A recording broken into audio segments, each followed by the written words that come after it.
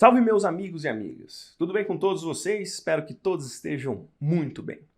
Dando sequência aqui ao nosso curso de Bioquímica Básica da Escola de Ciências da Vida, ainda nas bases da Química, vamos olhar um pouco para a Química Orgânica, ter a visão geral dela, tá? Porque praticamente a Bioquímica é uma extensão muito grande da Química Orgânica, então a gente tem que entender o que a Química Orgânica estuda, tá? Então, a gente pode dizer que a química orgânica estuda os compostos derivados do carbono. O carbono, na tabela periódica, ele é representado pela letra C. E aí, se nós formos olhar as suas subpartículas atômicas, né, e ver as suas propriedades atômicas, nós vamos descobrir que o carbono ele tem massa atômica igual a 12 e o número atômico igual a 6. Isso significa que ele tem 6 prótons, 6 elétrons, e 6 nêutrons.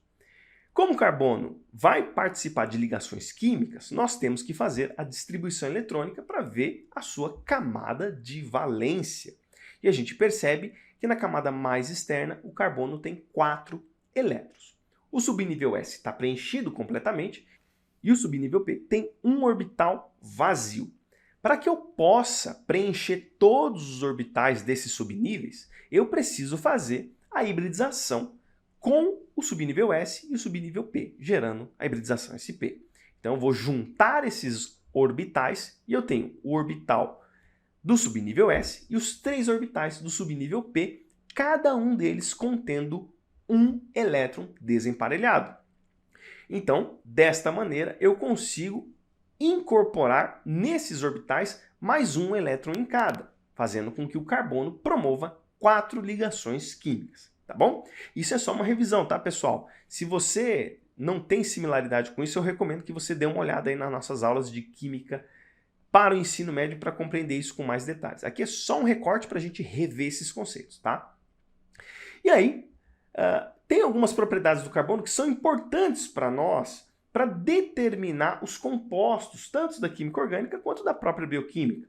O primeiro ponto é que ele é capaz de se ligar indefinidamente, ele pode ligar consigo mesmo indefinidamente. Então aí a gente tem a representação do grafeno. Você tem um arquétipo geral da estrutura do grafeno, mas eu posso formar uma cadeia de carbonos para formar o grafeno de maneira infinita, em condições teóricas, tá? E também o carbono ele é capaz de ligar com outro elemento químico. Então a gente tem aqui a glicina, por exemplo. O carbono, nesse caso, ele está se ligando com o oxigênio, com o hidrogênio e com o nitrogênio. Então, veja, por ele ter essa capacidade de se ligar consigo mesmo de maneira indefinida e de ser capaz de se ligar com outros elementos químicos, isso dá uma propriedade para o carbono de formar inúmeros compostos diferentes. Em teoria, uma quantidade infinita de compostos químicos. E, portanto, o carbono ele é o componente principal dos compostos que são amplamente estudados na bioquímica. E para nós, aqui dentro da bioquímica, a gente tem que entender uma coisa importante, que é a representação das ligações, tá? E a gente vê o seguinte, que por convenção, existe uma representação do carbono e do hidrogênio, na qual se segue um padrão de linhas. Os vértices representam os carbonos e muitas vezes o hidrogênio é omitido da estrutura. Vamos dar uma olhada aqui no ácido palmítico. Se você olhar a estrutura química do ácido palmítico, você tem ali representado apenas 2 oxigênios e um único hidrogênio.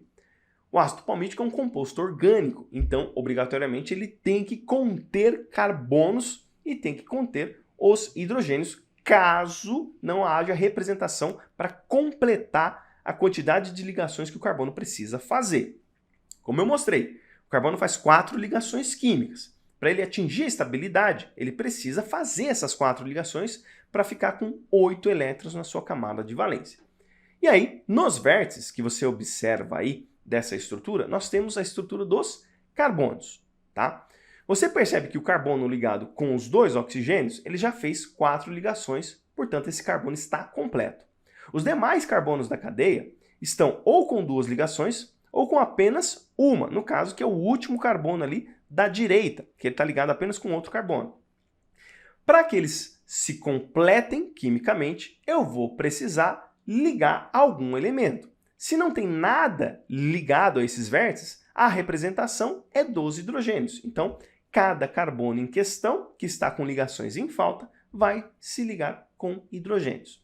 Você percebe que esse padrão de linhas, né, na forma de vértices, ele ocupa menos espaço. É uma representação para facilitar a leitura. Você percebe que fica uma leitura bem complicada quando você tem aí a demonstração dos carbonos e dos hidrogênios. Então a gente não mostra tudo para apenas facilitar a leitura.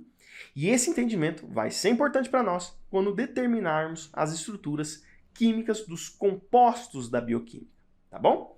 Então é isso aí, pessoal. Se este vídeo lhe ajudou, passe a caridade adiante. Ajude você a outras pessoas da maneira que você julgar melhor. Um grande abraço a todos, fiquem todos com Deus e até os próximos vídeos, se Deus quiser.